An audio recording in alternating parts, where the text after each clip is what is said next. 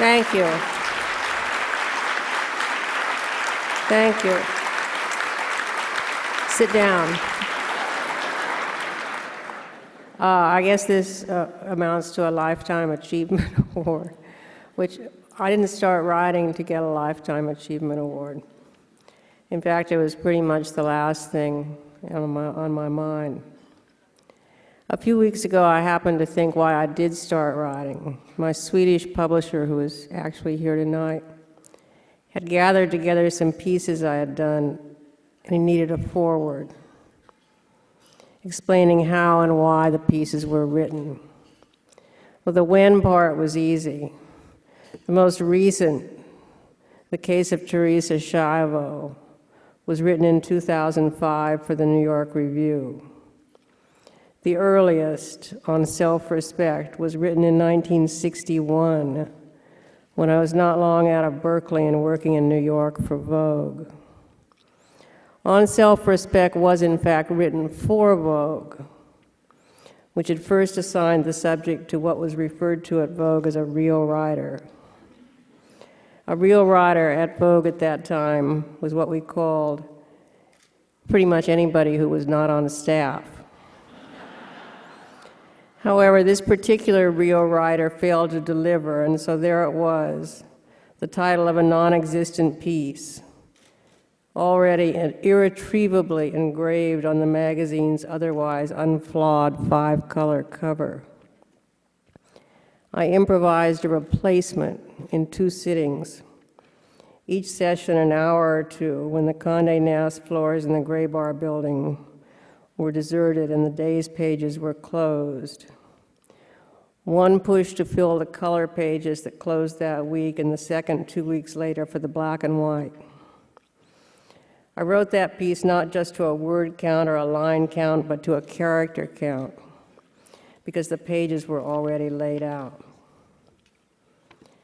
That was what writing seemed to me then, a job of work done under pressure, a craft, but a craft that gave me inexplicable pleasure.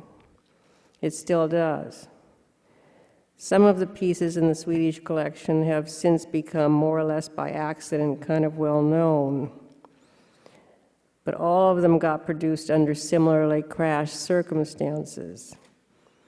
I remember trying to finish some Dreamers of the Golden Dream in order to pay our rent, which seemed at the time in 1966 a daunting sum, but was actually almost inconceivably now for a 3-bedroom house on 40 acres of oceanfront, $400 a month. I remember being crazy with anxiety on the day I went back to San Bernardino to check some Dreamers of the Golden Dream against the transcript of the murder trial it describes. Not because I doubted my own accuracy, although I did. I always did. I always do. I never sleep the night before a piece closes. I get up and recheck it. But because we had a 3-week-old baby, and the day in San Bernardino was the first time she had been left with anyone other than one or the other of us. I remember running so close to deadline with Slouching Toward Bethlehem, which again was already on the cover, in this case of the Saturday Evening Post, that in order to get it to New York by closing, I had to drive it to an air freight hangar at LAX one Sunday morning in 1967. See, this wasn't just before email, this was before FedEx, which is how I happened to get the Lifetime Achievement Award. Before I left LAX that morning, I bought the New York Times. That was the upside of needing to go to LAX. LAX and the Beverly Hills Hotel were in 1967 the only places in Los Angeles where you could buy the LA Times, or the New York Times. And I spent the rest of that Sunday on my brother-in-law's deck in Malibu pretending to read the paper while I fought against the overwhelming impulse that I needed to go back to the airport and go to San Francisco, recheck the piece. So each of these pieces was a job, an exercise of craft, but each of these pieces was also, I see now, a lesson toward the life I was teaching myself to live. I still check pieces against transcripts. I still count characters. In retrospect, we know how to write when we begin. What we learn from doing it is what writing was for. And it's not just to pay the rent. I want to thank everyone here for letting me learn that. I want to say one other thing. The last time I was in this room, Norman Mailer was getting this award.